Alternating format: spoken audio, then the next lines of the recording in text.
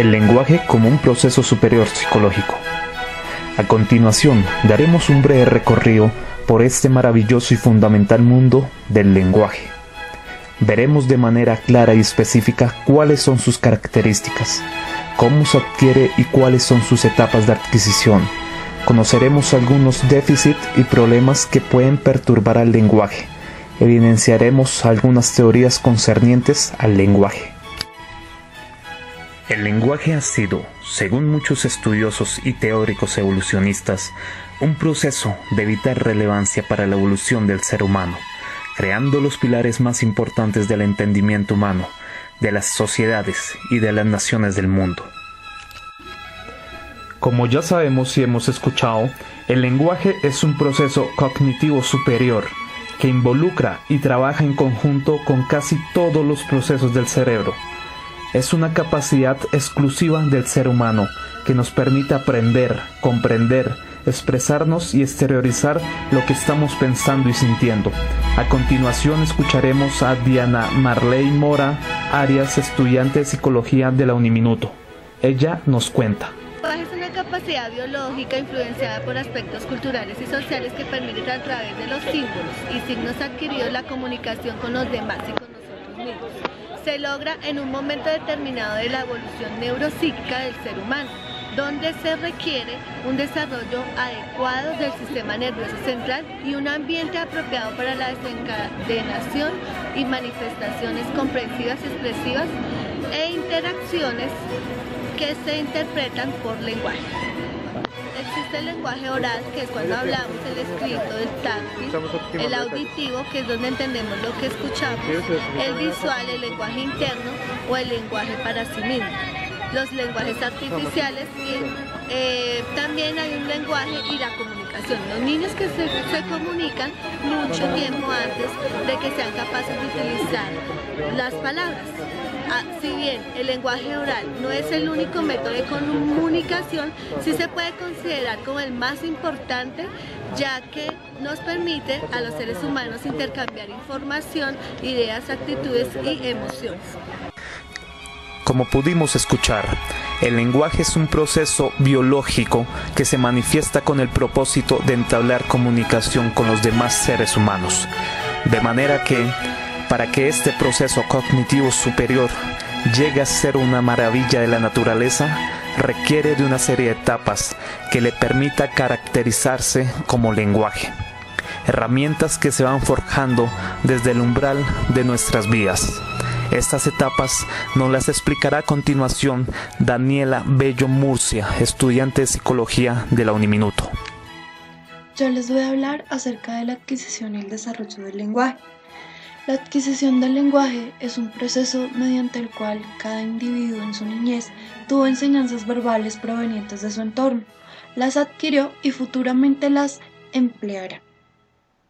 La capacidad que tenemos para hablar está determinada genéticamente, por lo que la adquisición del lenguaje es un proceso de nuestro desarrollo y hace parte de él como tal.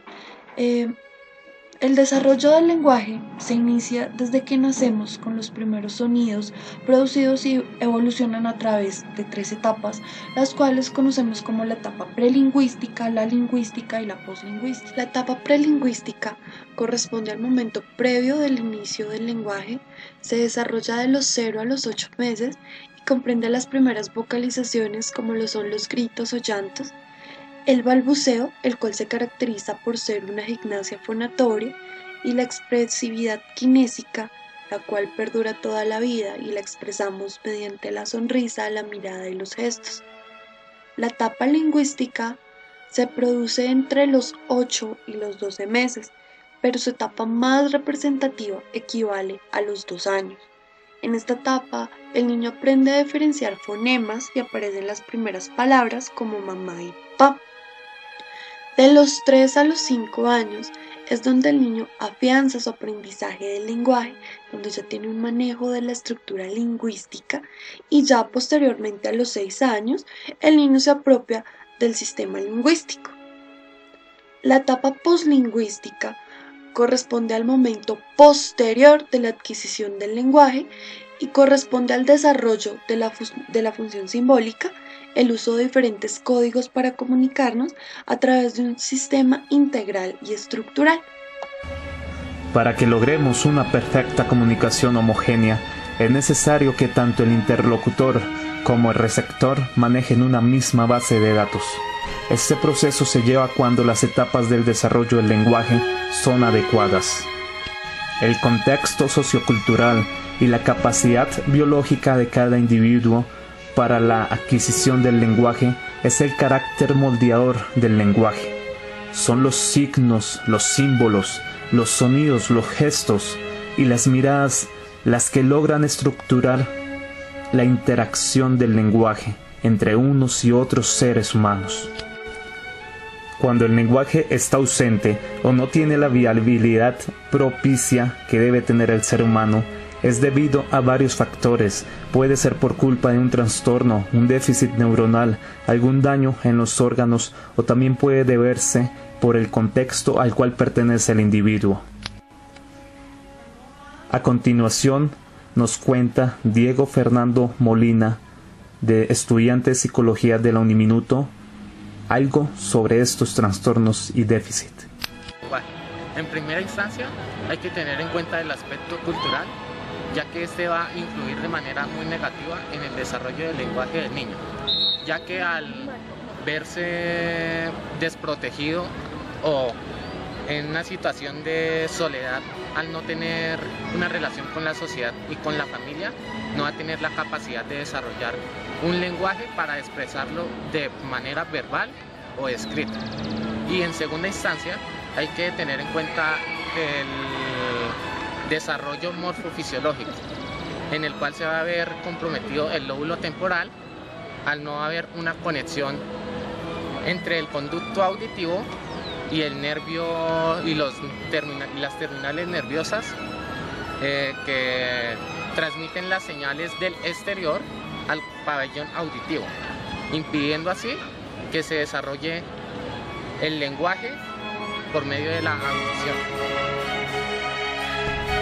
Para poder identificar y saber que estamos hablando en lenguaje, tenemos que establecer algunas características de suma importancia. La estudiante de Psicología Heidi Jihan Calderón Romero de Uniminuto nos dará una breve explicación de las características del lenguaje. Como anteriormente se había mencionado, el lenguaje es una capacidad exclusiva de los seres humanos y posee 5 características que son las siguientes. Primero, debe ser racional, porque es producto de la racionalidad y es un conjunto de símbolos y signos que estructuran el cerebro y que de esta manera dan a expresar nuestro pensamiento. Segundo, es universal, porque a pesar de que por razones culturales y sociales cada comunidad posee un idioma y un dialecto diferente, al final todos necesitamos del lenguaje para poder comunicarnos. Tercero, es innato y aprendido. Innato porque biológicamente estamos programados para ello, luego que nace a partir de una necesidad que tenemos para poder expresarnos y comunicarnos, y es aprendido porque lo aprendemos primero desde que somos niños por la familia y luego ya más grandes porque nos podemos comunicar con la comunidad y aprendemos señales y símbolos que estos nos enseñan. Cuarto, está constituido por aspectos fonológicos, semánticos, sintácticos y que cambian dependiendo del idioma. Y quinto, es convencional porque en la manera en que aprendemos un símbolo que representa algo a todos nos discrimina lo mismo y la sociedad funciona a través de señales que para todos significan lo mismo. Dentro de las características es necesario enfatizar que el lenguaje debe ser razonable, es un proceso universal y tiene aspectos fonológicos, semánticos y sintácticos. La anterior intervención nos permite proseguir en nuestro camino del lenguaje con la parte teórica.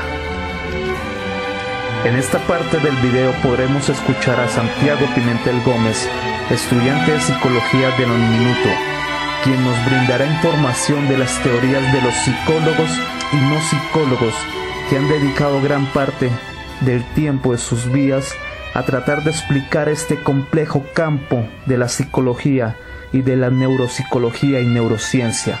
A continuación, Santiago Pimentel nos cuenta. En primera instancia hablaré de Jean Piaget, psicólogo y biólogo suizo. quien dedicó casi toda su vida a los estudios de los procesos cognitivos del ser humano.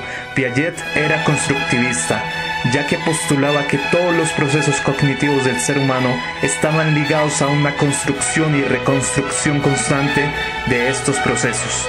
El lenguaje fue uno de los más estudiados por él, en donde enfatiza que el lenguaje es posterior al desarrollo del conocimiento. El componente innato es cognitivo y no está asociado a la adquisición del lenguaje, sino al desarrollo del pensamiento. Piaget enfatiza mucho también que el contexto social es importante para el desarrollo del niño, pero no es un detonante o un elemento fundamental para el desarrollo cognitivo, ni mucho menos para el desarrollo del lenguaje. Dentro de algunos de los postulados básicos para la producción del lenguaje que encontramos en la teoría piagetiana, podemos subrayar la asimilación, que en sí es la relación o el vínculo cognitivo entre el niño y las palabras, las frases y demás cosas nuevas. Encontramos también la acomodación. Es la construcción cognitiva a la cual se enfrenta el individuo antes de cualquier evento significativo.